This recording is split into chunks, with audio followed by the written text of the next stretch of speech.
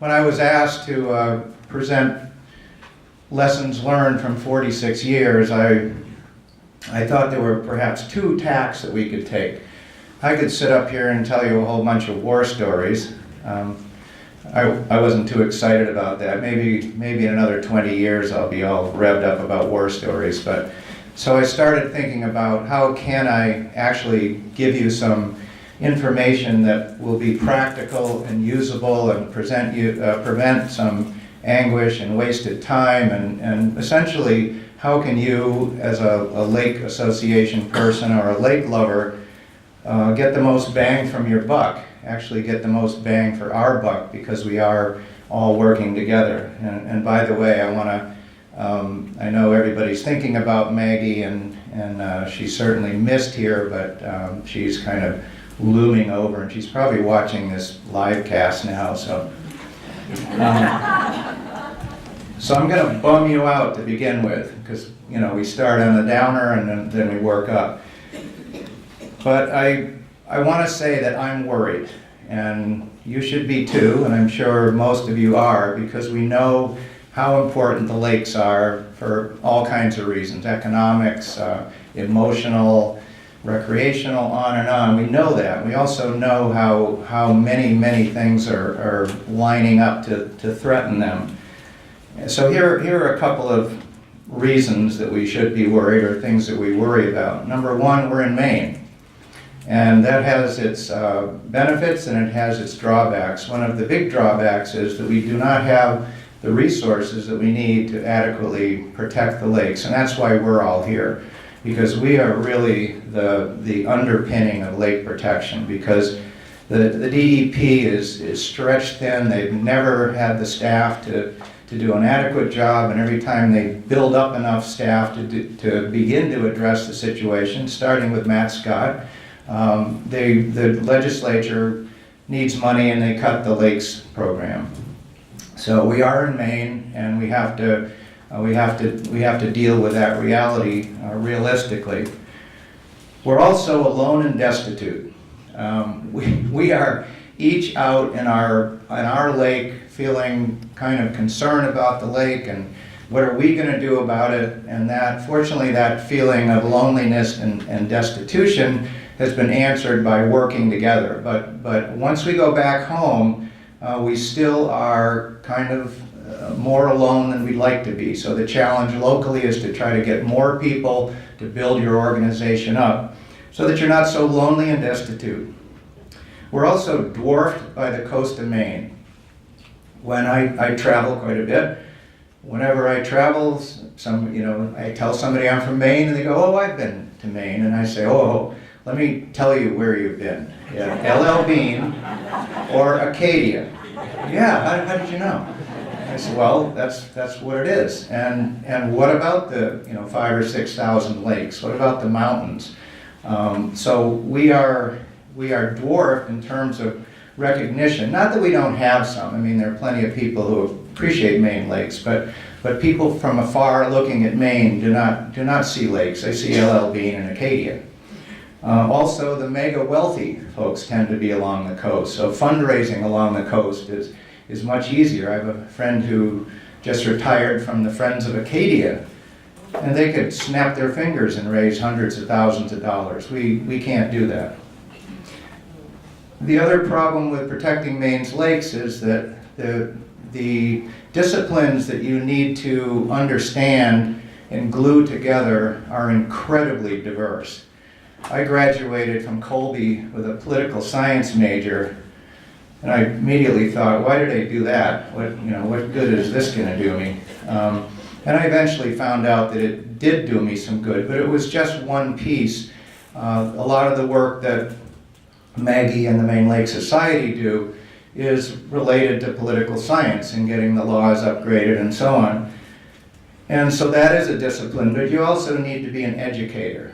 And you also need to know the science and technology. There's been incredible advances in the science of lake protection, monitoring, and even just the software that we use in our offices.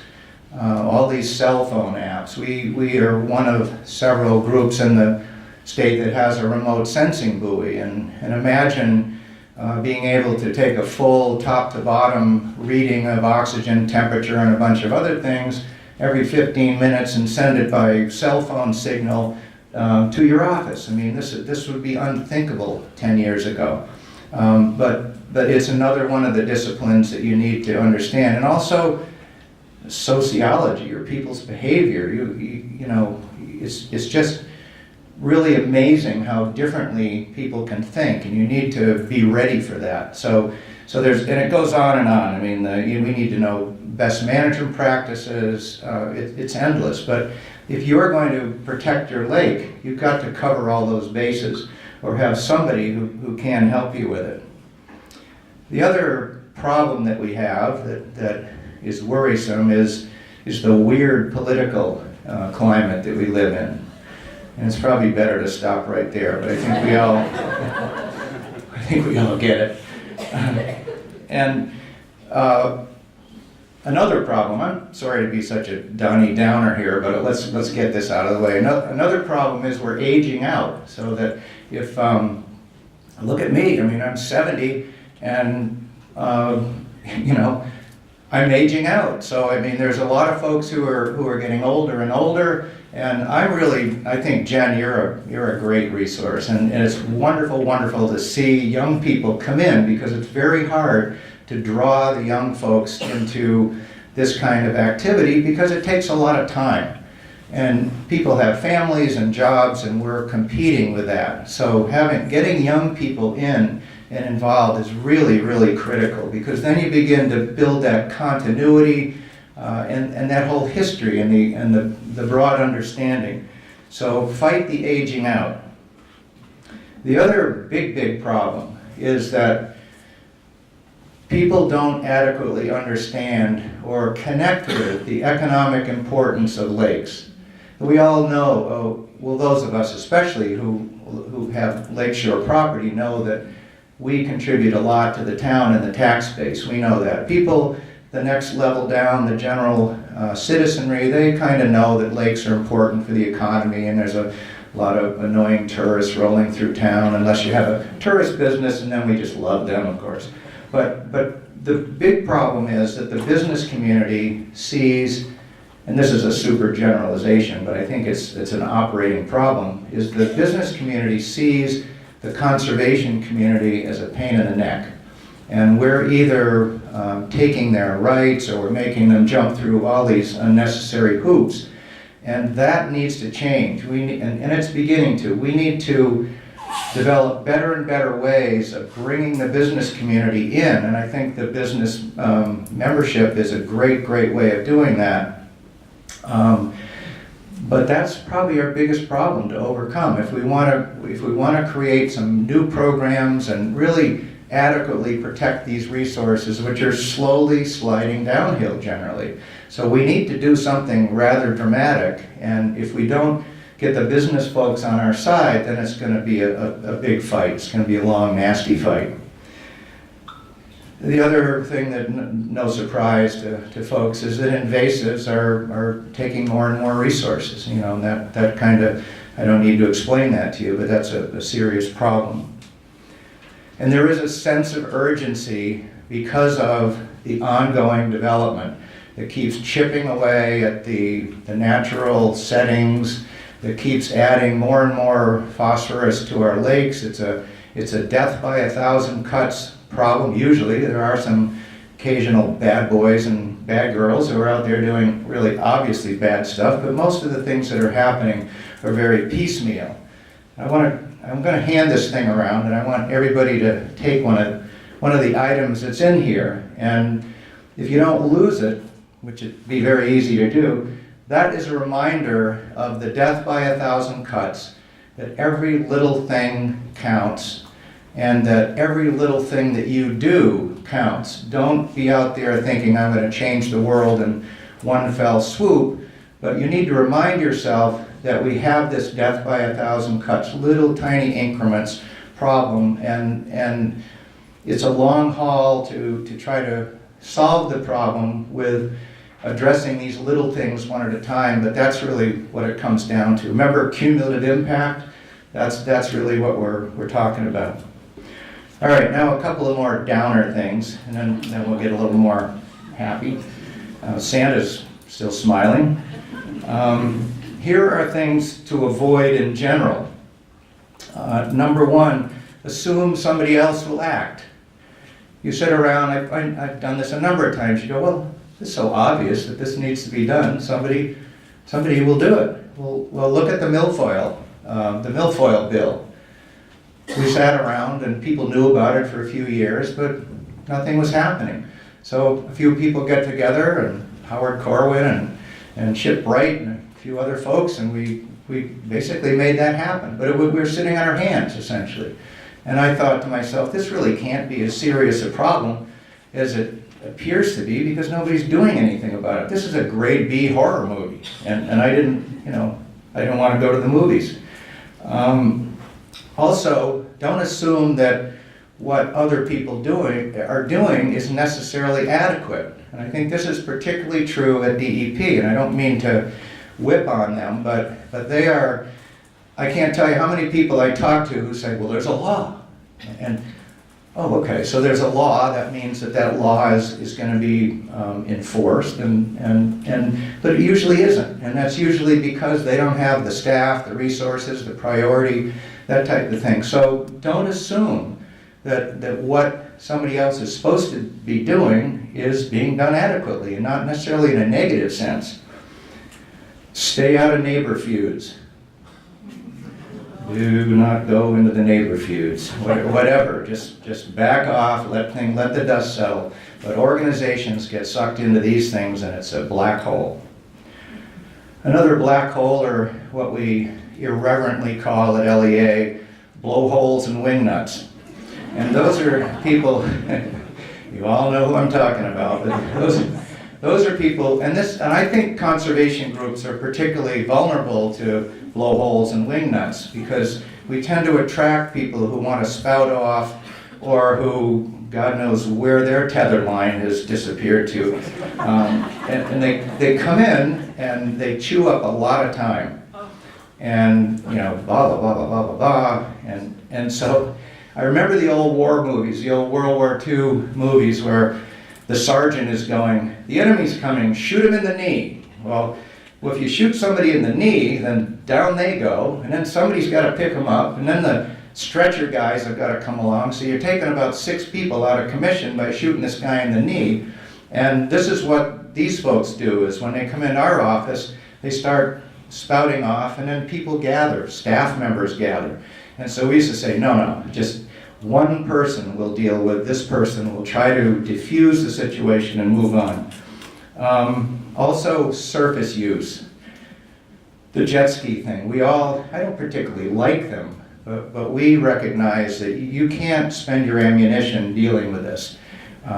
Try to avoid it. Try to get a harbor master. Try to encourage some education. Try to get your very scarce warden to cruise by your lake once in a while. But this is a real black hole to try to deal with surface use. There are exceptions.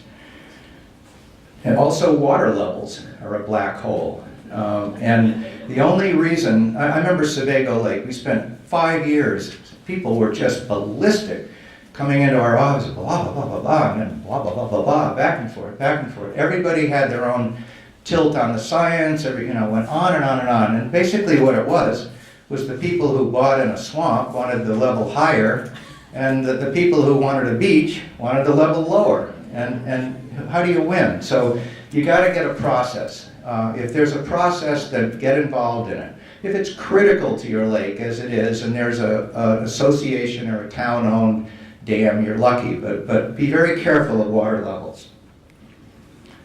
Also, don't get too mired in details. Limit your meetings to 1 hour, with the exception of the Main Lake Society Annual Conference.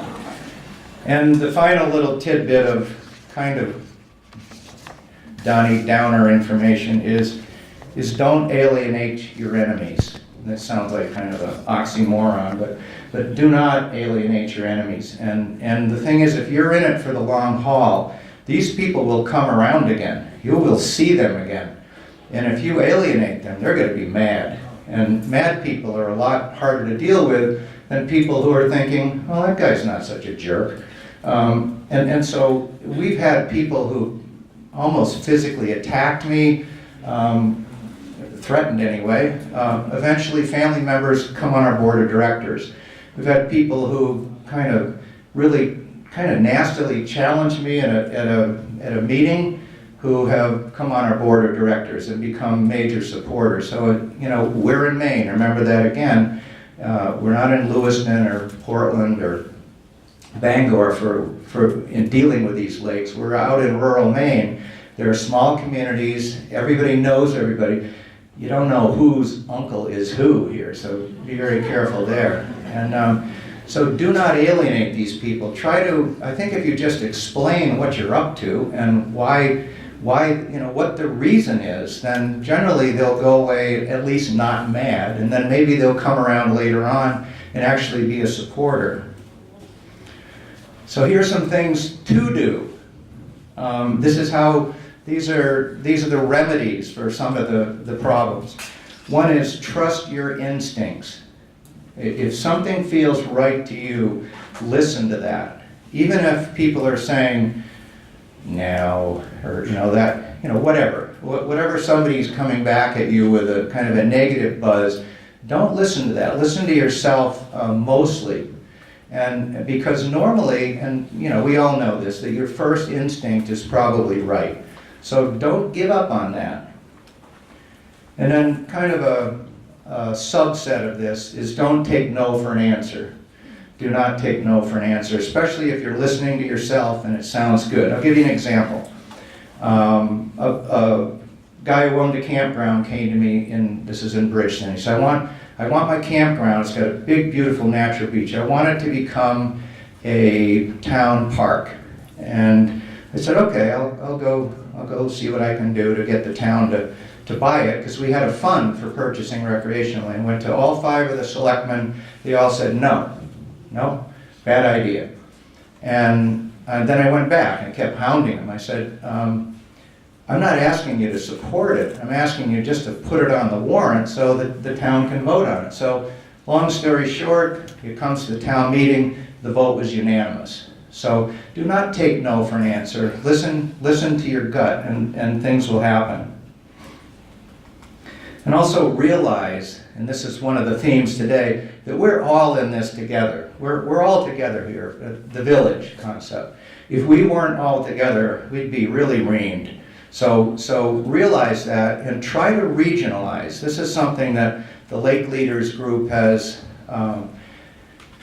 kind of evolved with. Is that we have a kind of an informal group that Maggie and I and a few other folks started, which is, we call it the Lake Leaders. And to be a member of this elite club, you have to be a regional lake association with paid staff.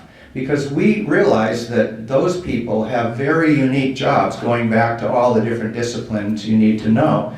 And so, well, let's get together twice a year and help each other out.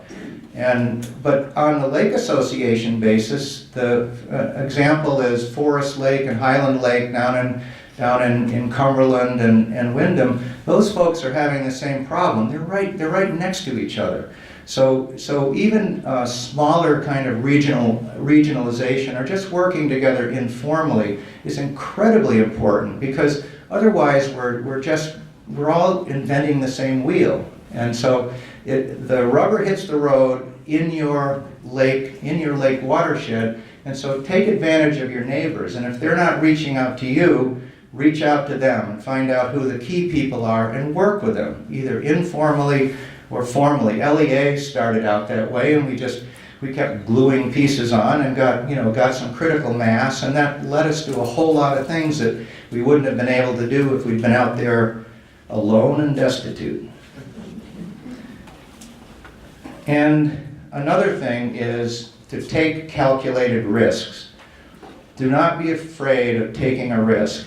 And if you just go along with what's easy or obvious, you'll probably do a fine job or something. But I think the real magic happens when you take a risk. When you go out there and say, Well, I may get nailed for this, but I'm gonna give this a whirl.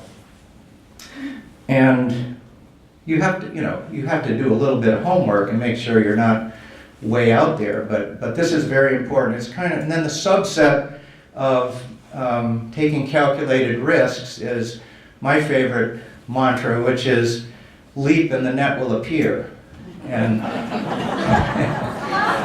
so it's really wonderful because I've jumped a whole bunch of times, and thankfully somebody's been there with a net. But at some point you just have to jump off the cliff, and otherwise you're just going to be stalled out. And a friend of mine, please don't hold this against me, but a friend of mine sent me a birthday card, and it said, I think your last words are going to be, hold my beer and watch this. I'm not talking about that kind of leap. Well, if you're really up for a challenge. But anyway, the idea that in order to really advance what you're doing, you need to at some point take some risk, and you need to have some faith that other people are around to catch you and to help you make things happen. And you'd be surprised. The other thing too is when you're midair after you've leapt, then your determination is pretty great. So you find it all of a sudden you become super person on the way down the cliff, and it helps to draw other people in. So the more mundane is to press for priority, focus, and maximize productivity. Whenever you're working on a project or something, you could talk and look at different angles and all this stuff, but we all have limited time. And so really try to focus on talking about priority things and how you can maximize the productivity. We are donating our time.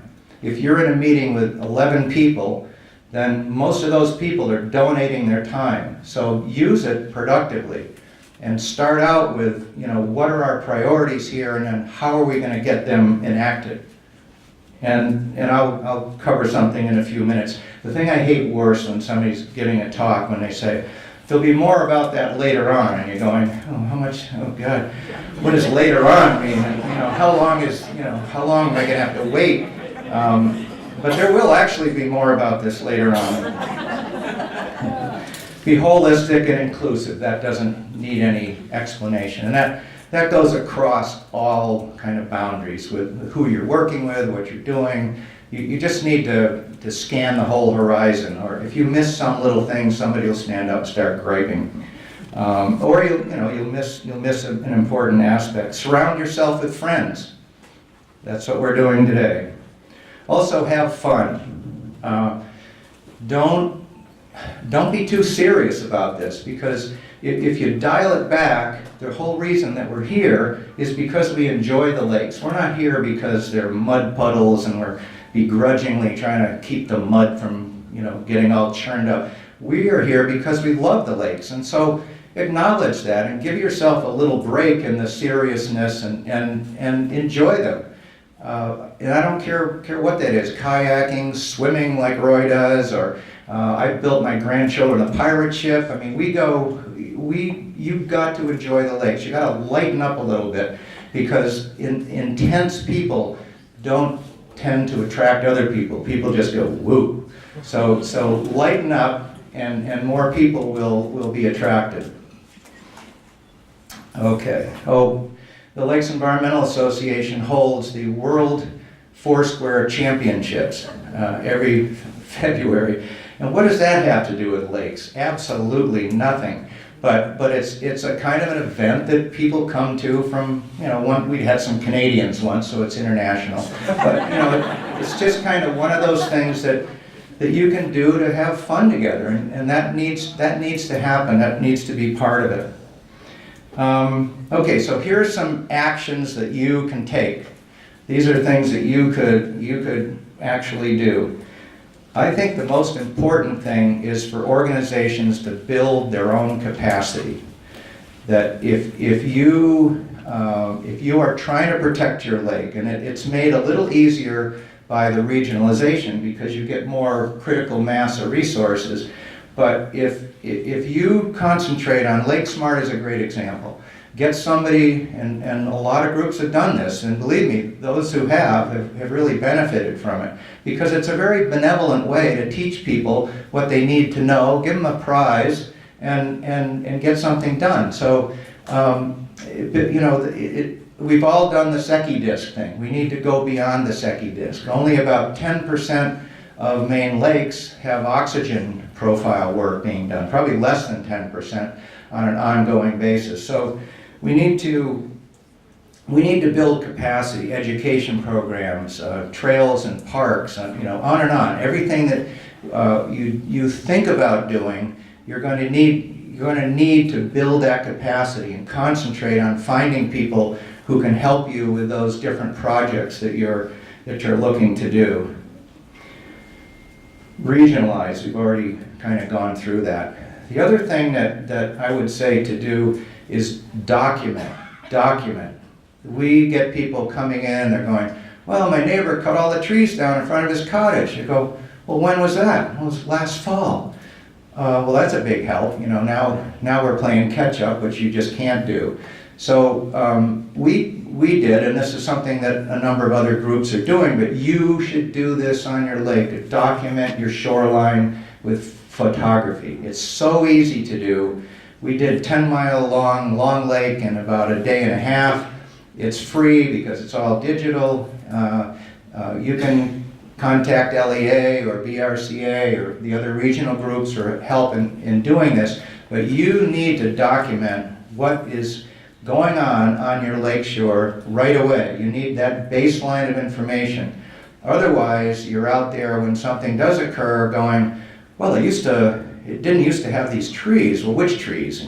So you have no documentation. You don't have a leg to stand on. Also, your landowners. We have a little system at LEA where we have a inventory of all landowners, and we have we call them the LEA number, and you start at one point, usually the outlet, and you go clockwise, and we go to the town offices, and now most of this is digital, which is helpful. And you have, if you haven't done this, you need to start by looking at the map and making a list of map and lot numbers sequentially, and then you go into the landowner file and you start adding all those people in, names and addresses, and then you put it in an access database or whatever you work with. And that is so important for, especially the sequential, you'd be amazed at how often that helps to, somebody will call up and they say, I'm Bob Smith and my neighbor's cutting a tree down. You go, okay, Bob Smith, he's a map. It's like, okay, his neighbor is, you go to your database and bang, you got the person's name and address, and you can call a code officer and tell him to go get him. And then you can look at your photo file and you can go, here, code officer, here's a picture of what this clown's land used to look like. Now you better get out and do something. So, you've got to know your landowners, you've got to know your shoreline photos. And this is so important in the case of nasty violations. And the more you document a problem for the code officer, the more likely they are to act. Ooh. All right, stay up with the science. The science is evolving incredibly. You need to stay up with it. Here are two things that you need to do right away or try to put in motion. Number one is get some oxygen capacity. Get a meter, start taking oxygen profiles at least once a month. Would that be good enough, Matt? He's nodding. All right. So you got to make, well, ideally twice, but or ideally 30 times a month, but which is what the buoy does, every 15 minutes if you have a buoy. But get yourself into the oxygen game, because that history of oxygen depletion is really, really critical. And if you don't have it, you're really in the dark. And then the other thing is look at your bottom sediment. Get Steve Norton or talk to one of your regional groups. Get your bottom sediments analyzed for aluminum and iron, because the ratio of aluminum to iron in your bottom sediments, you only probably need to do it once, and probably in only one location in the lake. that tells you how susceptible you are to phosphorus recycling from the bottom sediments. And especially if you have a low oxygen lake, which of course you wouldn't know unless you were doing oxygen profiles. But I would say get in the oxygen game and get your bottom sediment analyzed. Another thing that we just started is bathymetry, because water quality is all about kind of units of water. So if you look at a lake that's 70 feet deep, you need to know how many cubic feet of water are at each meter in order to know what the chemistry is in adequate detail. And Matt worked on the old dip the line in the water and dead reckon between two trees thing, but with the new depth finders that are GPS enabled, it's really easy. Roy lives on Woods Pond, 1.5 miles long, close? 2.5. Ooh, sorry I shorted you out there. They must have let the dam out, which we stayed out of. Anyway, so you got a 2 mile plus lake. We went around and it took us a couple of days. We got 30,000 readings. We know where every pebble is, but more importantly, we know how much volume. When you start seeing a part of the lake that's low on oxygen, and you can say that's 6% of the lake's volume, that's important information. So, and it's cheap. It's just like the shoreline photography, and the regionals can help you with this. So it definitely work on that. Okay, then the other thing that you can do is support the policy. And the policy, 10 minutes. Good, I like that. Who's got the hook? Because you're going to need it. No, I can do this. Because I'm pretty near the end, so I'm brimming with confidence now. So policy is where it all comes home. That we can all talk about all this happy stuff and the things we should be doing, but ultimately we need to change policy, or at least keep the policy up to date. And I think it was a really rare, unbelievable, important, astonishing accomplishment when in the early 70s the Maine legislature mandated shoreland zoning on virtually every Maine town. Now think about that, because we are in Maine. Who would think that the legislature would put mandatory zoning on virtually every town? But they got it. They got it. And to their benefit, I think they still get it, because there was an insurrection against our current friend trying to take all the laws off the books. The Republican legislature said, hell no. So they got it in the early 70s, and I think they still get the basics of it.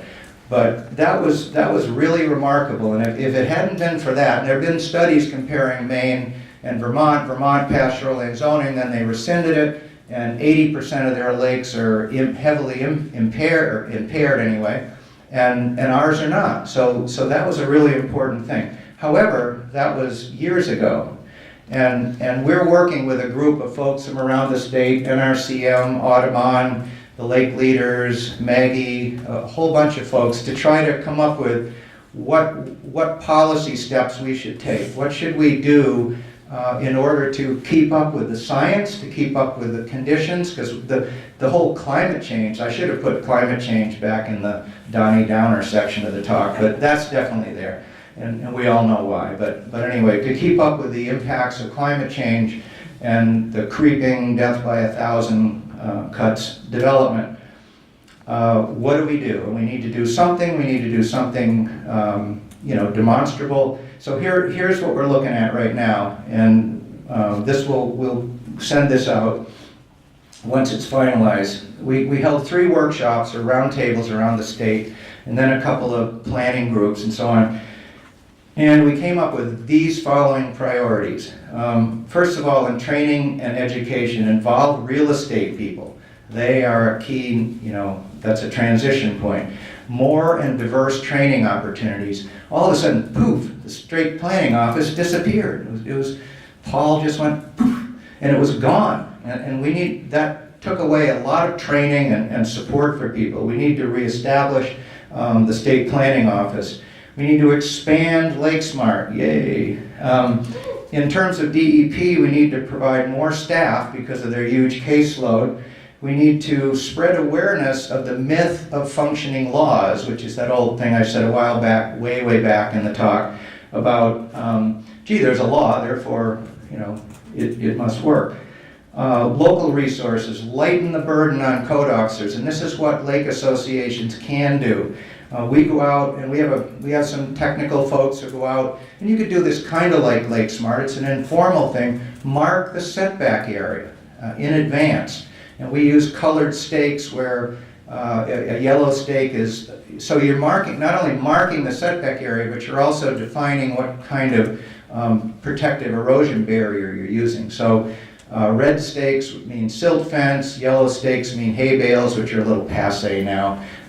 No color means you don't have to do anything, but also the shoreline photos help them, and pushing for third-party review on the local level especially. For instance, a very complex project comes to the planning board. They don't know what's going on. They don't know how to read a phosphorus report. I mean, these people are volunteers and some of them are brand new, and this is critical stuff. So the planning board should be empowered to hire a third-party consultant to help them review those developments. Then a third-party person, not the code officer, needs to review the construction phase.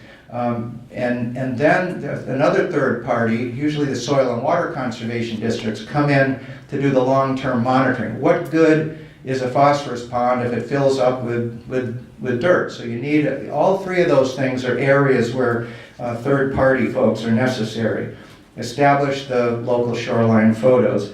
Economics, and I kind of touched on this early on, we need to understand that better. 5 minutes, okay, I got it.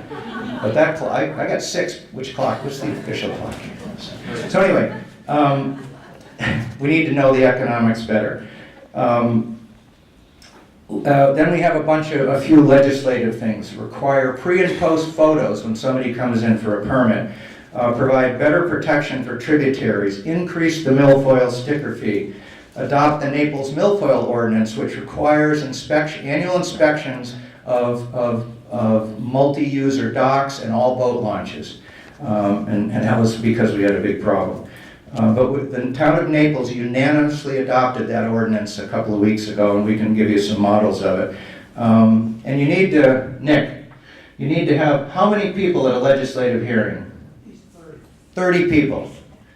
And make Maggie's job easier and get 30 people out there. There's a few other things, but but because I only have 8 minutes left,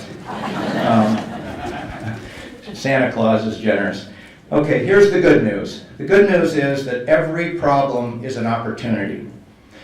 Every problem is an opportunity. And think about that. It sounds like an oxymoron or whatever, but that is true. That if you have a problem, well, first of all, it's not going to go away.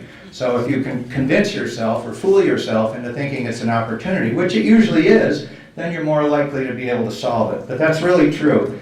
The other good news is science is catching up. Science is catching up, but not if you have the blinders on and you're not taking advantage of it.